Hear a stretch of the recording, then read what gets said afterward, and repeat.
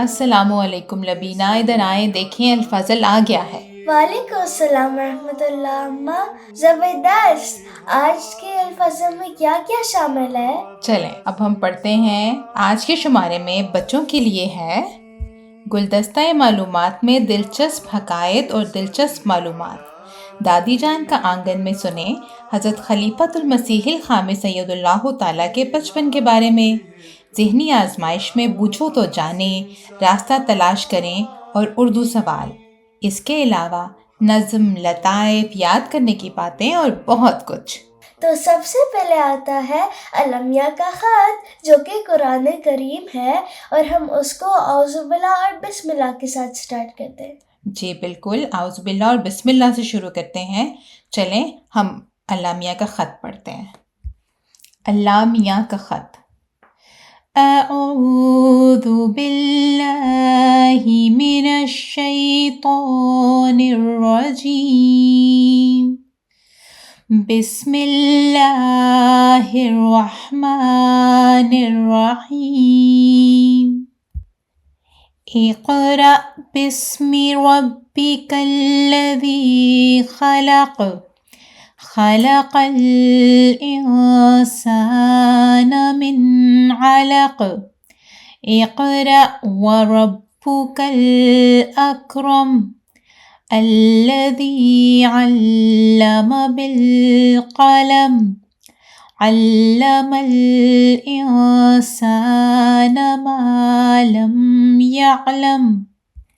ترجمہ: اپنے رب کا نام لے کر پڑھ جس نے سب اشیاء کو پیدا کیا اور جس نے انسان کو ایک خون کے لوتھڑے سے پیدا کیا۔ پھر ہم کہتے ہیں کہ قرآن کو پڑھ کر سناتا رہ، کیونکہ تیرا رب بڑا کریم ہے، وہ رب جس نے قلم کے ساتھ علم سکھایا ہے اور آئندہ بھی سکھائے گا۔ اس نے انسان کو وہ کچھ سکھایا ہے جو وہ پہلے نہیں جانتا تھا۔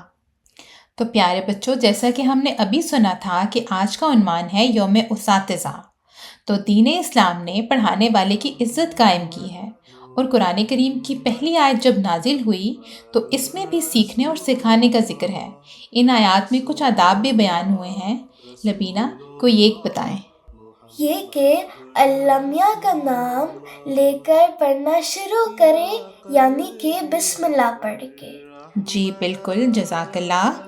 چلے اب ہمارا اگلا سیگمنٹ ہے ہمارے نبی، پیارے پیارے نبی صلی اللہ علیہ وسلم، اور ہمارے پیارے نبی کا نام ہے حضرت محمد مصطفیٰ صلی اللہ علیہ وسلم۔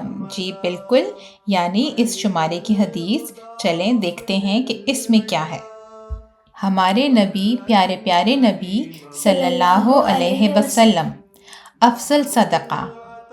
حضرت ابو ہریرہ رضی اللہ تعالیٰ عنہ سے روایت ہے کہ رسول اللہ صلی اللہ علیہ وسلم نے فرمایا: افضل الصدقۃ ان یتعلم المرء المسلم علما ثم یعلمہ اخاہ المسلم۔ سب سے بہتر اور افضل صدقہ یہ ہے کہ کوئی مسلمان علم دین سیکھے، پھر اسے اپنے مسلمان بھائی کو سکھائے۔ صدقہ یعنی نیکی مراد ہے، تو لبینہ مجھے یہ بتائیں کہ سب سے اچھی نیکی اس حدیث میں کس کو قرار دیا گیا ہے؟ دین کا علم سیکھنے اور سکھانے کو۔ جی جزاک اللہ، بالکل۔ اور اس سے ملتی جلتی حدیث کچھ شمارے قبل ہم نے پڑھی تھی، آپ کو یاد ہے؟ جی وہ حدیث ہے: تم میں سے بہترین وہ ہے جو قرآن سیکھے اور سکھائے۔ جی بالکل، جزاک اللہ۔ اب اس کے بعد کا سیگمنٹ ہے کلام امام علیہ السلام، اور ہمارے امام ہیں حضرت مرزا غلام احمد قادیانی علیہ السلام، اور آپ مسیح موعود بھی ہیں اور مہدی موعود بھی۔ جی بالکل، چلیں پھر اب ہم پڑھتے ہیں کلام امام علیہ السلام۔ قرآن کے لیے بھی استاد کی ضرورت ہے۔ حضرت مسیح موعود علیہ السلام فرماتے ہیں کہ قرآن تمہارا محتاج نہیں، پر تم محتاج ہو کہ قرآن کو پڑھو، سمجھو اور سیکھو۔ جبکہ دنیا کے معمولی کاموں کے واسطے تم استاد پکڑتے ہو، تو قرآن شریف کے واسطے استاد کی ضرورت کیوں نہیں؟ حضرت مولوی شیر علی صاحب رضی اللہ تعالیٰ عنہ بیان کرتے ہیں کہ حضرت مسیح موعود علیہ الصلوۃ والسلام فرماتے تھے، بعض اوقات ہماری جماعت کے طالب علم مجھے امتحانوں میں کامیابی کی دعا کے لیے کہتے ہیں، اور گو یہ ایک معمولی سی بات ہوتی ہے، لیکن میں ان کے واسطے توجہ کے ساتھ دعا کرتا ہوں کہ اس طرح ان کو دعا کی طرف رغبت اور خیال پیدا ہو۔ اس اقتباس سے ہمیں یہ بات سمجھ میں آتی ہے کہ جو لوگ یہ سمجھتے ہیں کہ قرآن کو پڑھنا ہی کافی ہے تو یہ غلط ہے۔ جس طرح اسکول کالج کی بکس خود پڑھ کر سمجھ میں نہیں آ سکتی، کیا آپ کو میتھ بغیر ٹیچر کے سمجھ میں آتا ہے؟ نہیں تو اسی طرح ضروری ہے کہ قرآن بھی کسی عالم یا ماہر مربی صاحب سے پڑھا جائے۔ کیا سمجھ میں آیا آپ کو لبینہ؟ ہاں جی، یہ کہ قرآن پڑھنے کے لیے کسی ٹیچر کے پاس جانا بہت ضروری ہوتا ہے۔ جی بالکل، جزاک اللہ۔ چلیں یہ بتائیں کہ اس کے بعد کا سیگمنٹ کون سا ہے؟ اس کے بعد اگلا سیگمنٹ ہے پیارے حضور اید اللہ تعالیٰ کی پیاری باتیں، اور ہمارے پیارے حضور کا نام ہے حضرت مرزا مسرور احمد صاحب اید اللہ تعالیٰ بنصر العزیز۔ جی بالکل، چلیں پھر پڑھتے ہیں پیارے حضور اید اللہ تعالیٰ کی پیاری باتیں۔ اپنے استاد کی عزت کرو۔ حضرت خلیفۃ المسیح الخامس سید اللہ تعالیٰ بنصر العزیز فرماتے ہیں کہ ایک روایت میں ہے، ابو ہریرہ رضی اللہ تعالیٰ عنہ بیان کرتے ہیں کہ آن حضرت صلی اللہ علیہ وسلم نے فرمایا، اچھا صدقہ یہ ہے کہ ایک مسلمان علم حاصل کرے پھر اپنے مسلمان بھائی کو سکھائے۔ تو یہ علم حاصل کرنے کی اہمیت ہے اور پھر اس کو سکھانے کی کہ یہ ایک صدقہ ہے، اور صدقہ بھی ایسا جو صدقہ جاریہ ہے کہ دوسروں کو علم سکھاؤ تو تمہاری طرف سے ایک جاری صدقہ شروع ہو جاتا ہے۔ اسی لیے اساتذہ کی عزت کا بھی اتنا حکم ہے کہ اگر ایک لفظ بھی کسی سے سیکھو تو اس کی عزت کرو۔ اساتذہ کا بڑا معزز پیشہ ہے۔ حضرت ابو ہریرہ رضی اللہ تعالیٰ عنہ بیان کرتے ہیں کہ رسول اللہ صلی اللہ علیہ وسلم نے فرمایا، علم حاصل کرو، علم حاصل کرنے کے لیے وقار اور سکینت کو اپناؤ، اور جس سے علم سیکھو اس کی تعظیم، تکریم اور ادب سے پیش آؤ۔ تو اس میں طلباء کے لیے نصیحت ہے کہ اپنے استاد کی عزت کرو، ایک وقار ہونا چاہیے۔ آج کل مختلف ممالک میں طلباء کی ہڑتالیں ہوتی ہیں، توڑ پھوڑ ہوتی ہے، مطالبے منوانے کے لیے گلیوں میں نکل آتے ہیں۔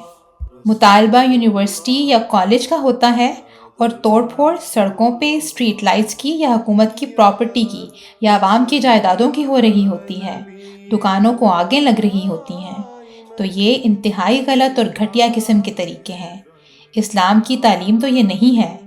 طالب علم علم حاصل کرتا ہے تو اس کے اندر ایک وقار پیدا ہونا چاہیے اور ادب اور احترام پیدا ہونا چاہیے، اساتذہ کے لیے بھی، اپنے بڑوں کے لیے بھی، نہ کہ بدتمیزی کا رویہ اپنایا جائے۔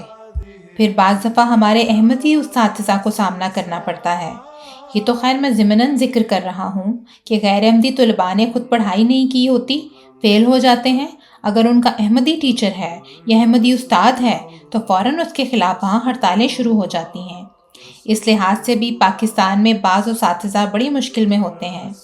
اللہ تعالیٰ بھی ایسے طلباء کو عقل دے، اور احمدی طلباء کو بھی چاہیے کہ ایسی اسٹرائکس میں جو یونیورسٹیوں اور کالجوں میں ہوتی ہیں کبھی حصہ نہ لیں اور اپنے وقار کا خیال رکھیں۔ احمدی طالب علم کی اپنی ایک انفرادیت ہونی چاہیے۔ چلیں لبینہ، مجھے یہ بتائیں کہ حضور نے کیا فرمایا کہ استاد کون ہوتا ہے؟ جو بندہ ایک لفظ بھی سکھاتا ہے نا، وہ آپ کا استاد ہوتا ہے۔ جی بالکل، جو آپ کو ایک لفظ بھی سکھاتا ہے وہ آپ کا استاد ہوتا ہے۔ اور اب یہ بتائیں مجھے کہ حضور نے اسٹرائکس کے بارے میں کیا فرمایا ہے؟ حضور نے اسٹرائکس کے بارے میں فرمایا کہ بالکل حصہ بھی نہیں لینا۔ جزاک اللہ۔ اب اس کے بعد کا سیگمنٹ ہے، اس کے بعد آتا ہے بچوں کی نظم۔ جی بالکل، بچوں کی نظم، اور میں نظم پڑھوں گی اور آپ نے گیس کرنا ہے کہ کس کا کلام ہے، ٹھیک ہے؟ آپ نے بعد میں بتانا ہے مجھے۔ چلیں پڑھتے ہیں بچوں کی نظم۔ اللہ کے پیاروں کو تم کیسے برا سمجھے، اللہ کے پیاروں کو تم کیسے برا سمجھے، خواہ کیسی سمجھ پر ہے، سمجھے بھی تو کیا سمجھے۔ شاگرد نے جو پایا استاد کی دولت ہے، احمد کو محمد سے تم کیسے جدا سمجھے؟ دشمن کو بھی جو مومن کہتا نہیں وہ باتیں، تم اپنے کرم فرما کہ حق میں روا سمجھے۔ غفلت تیری اے مسلم کب تک چلی جائے گی، یا فرض کو تو سمجھے یا تجھ سے خدا سمجھے۔ جی مجھے پتہ، یہ بہت اچھی نظم کلام محمود سے ہے۔ جی بالکل ٹھیک، جزاک اللہ۔ آپ کو کوئی شعر یاد ہے اس نظم کا تو سنا دیں۔